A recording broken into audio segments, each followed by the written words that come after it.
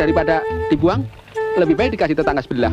Akhirnya Indro pun mengiyakan dan diikuti oleh Anita karena hendak menjadi saksi. Wah, gak ada si Omen. Di adegan ini tiba-tiba hotel kedatangan seorang koboi dan semua isi ruangan ini ketakutan karena koboi itu membawa senapan. Ternyata koboi ini sedang mencari seekor tikus yang kabur, yaitu si Omen. Dan Kasino pun langsung ke dapur mencari Dono. Lah tikus toh, astagfirullah, lah Omen tuh lepas toh. Dono dimarahi Kasino karena belum membuang Omen. Kasino bilang apakah perlu dipanggil tim Koramil untuk mencari Omen. Pokoknya tim penilai datang, Omen harus sudah pulang ke kandangnya. Coba kalau tim penilai yang lihat, apa yang hendak kau katakan padanya? Udah waktunya si Omen gue musnahkan dari muka bumi. Karena kesal, Kasino berencana memusnahkan si Omen dengan racun tikus.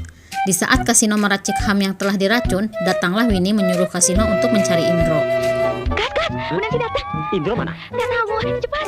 Tak lama kemudian, datanglah seorang tim penilai yang bernama Ibu Nancy. Di saat yang sama, terdengar suara tembakan yang mengejutkan Kasino, hingga ngajeleng ke pangkuan Ibu Nancy. Indah dan penuh dengan ketenangan, Bu. Oh ya. Kasino lalu kembali lagi ke dapur untuk memberikan ham yang sudah diracun untuk Omen. Namun, saat ditanyakan kepada Winnie, ham tersebut sudah dicampurnya. Untuk itu, agar mengetahui racunnya, Kasino memberikan ham itu kepada si manis. Indro di sini sedang jalan-jalan menemui Ibu Nancy, hendak menilai restoran ini. Dan Ibu Nancy pun bilang bahwa restoran ini banyak sekali perubahannya. Kemudian Ibu Nancy minta dibuatkan nasi goreng ham ala Perancis. Namun karena hamnya dalam masalah, Kasino mencoba menawarkan menu yang lain. Tapi Ibu Nancy kekeh ingin nasi goreng tersebut. Bagaimana kalau udang goreng ala Amerika atau Puyong Hei? Karena melihat si manis baik-baik saja, berarti ham itu aman. Dan disajikanlah nasgor ham itu kepada Ibu Nancy. Akan tetapi saat Kasino balik lagi keluar, dia tengah melihat si manis KO. Kasino bergegas mengambil piring nasi goreng yang telah disajikan kepada Ibu Nancy, dengan alasan porsi itu tak sepadan dengan dia. Kebetulan juga kokinya lupa memberikan garam di nasi itu. Maaf Bu, kebetulan juga koki kami lupa memberi garam. Permisi. Indro pun menyusulnya ke dapur dan mengomel kepada Kasino. Dijelaskanlah oleh Kasino kenapa masalahnya dan diajaknya untuk melihat si manis keluar. Tuh kucing muntah bukan karena racun. Botol. Akan tetapi saat nasi goreng itu akan disantap oleh Ibu Nancy, tiba-tiba Kasino datang lagi, hendak menukarkan nasi goreng itu kepada Ibu Nancy, dan Ibu Nancy pun marah. Di saat yang bersamaan, Dono melihat Omen sedang berkeliaran di kolong meja dekat pelanggan. Di sini Dono pun dimarahi oleh pelanggan karena dikira dia cunihin liatin paha istrinya. Enggak Pak, saya enggak lihat paha istri Bapak, sumpah Pak. Dono pun mengejar Omen sampai ke kolong-kolong meja.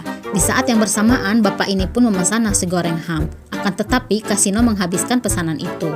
Maaf Pak, hamnya habis. Dan Indro pun menawarkan makanan khas lainnya yang sama enaknya. Namun, pelanggan ini pun tak mau dan tetap pergi dari sini.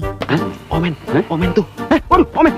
Akan tetapi, karena Omen berada di dalam tas ibu itu, Dono pun mengajarnya sampai ke lobi dan berteriak kepada mereka bahwa di dalam tas itu ada bom. Pak! Saya mendapat telepon, katanya di dalam tas istri Bapak, ada bom. Tak lama, tas itu pun diperiksanya oleh Dono, dan ternyata Omen sudah tidak ada. Bapak ini pun marah dan menghajar Dono sampai terguling. Mata kanan saya, aduh, kiri saya, aduh. Di sini Anita datang ke dapur dengan panik. Katanya bapak di kamar 211 mati. Namun Kasino bilang mungkin lupa napas. Mereka pun bergegas memeriksanya. Saat dicek ke kamarnya, benar saja bapak itu tengah diam tertidur seperti patung. Dan di sampingnya ada nasi goreng ham. Lalu Dono masuk dan malah menelpon kantor polisi. Siapa yang mati? Halo, kantor polisi. Di sini hotel Jelita ada yang... Saat mayat bapak ini hendak dibawa ke bawah, namun keburu ketahuan oleh ibu-ibu ini. Lalu disekapnya ibu ini hingga pingsan, dan mereka mengumpet di kamar sebelah.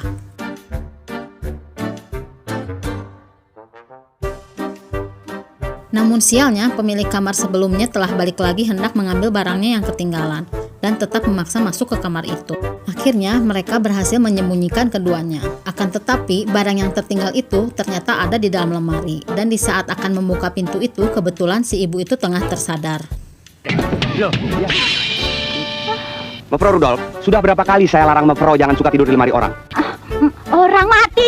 Iya, ada orang mati di sini. Dono kekeh mau lapor polisi karena dia capek dengan keadaan ini. Namun Indro pun memarahinya. Lalu dibawanyalah mayat ini ke bawah. Tapi pas akan turun tangga, karena Dono melihat Omen ada di pot kembang, jadi dilepaskanlah mayat itu. Omen. Lalu mayat ini pura-pura diberdirikan dan dipakaikanlah kacamata oleh Indro. Selamat siang. Siang. Di sini, Dono malah nekat menelpon polisi, dan di saat yang bersamaan datanglah seorang polisi. Padahal dia hendak mencari adiknya yang menginap di sini. Namun Kasino bilang bahwa yang bernama tersebut sudah check out. Barusan check out, Pak. Iya, check out, Pak. Iya. Dono pun dihajar oleh Indro karena Nuktrip memanggil polisi itu.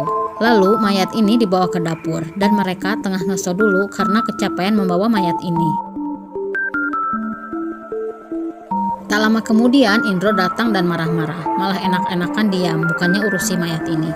Dan dibawanyalah keluar mayat ini, namun balik lagi karena ada mobil yang melintas. Tak lama datanglah ibu-ibu ini marah dan mencari-cari pelayan. Mereka menutupi mayat ini, namun ternyata si bapak ini terbangun dan berteriak karena melihat ibu ini pun berteriak. Padahal si bapak ini hanya tertidur. Orang lagi enak-enak tidur kok dibilang mati. Gua kira mati gara-gara hantu orang. Itu si Omen mati. Nah, sampai di sini akhir cerita filmnya teman-teman. Sampai ketemu di video selanjutnya. Jangan lupa like, komen, dan subscribe channel ini ya. Terima kasih.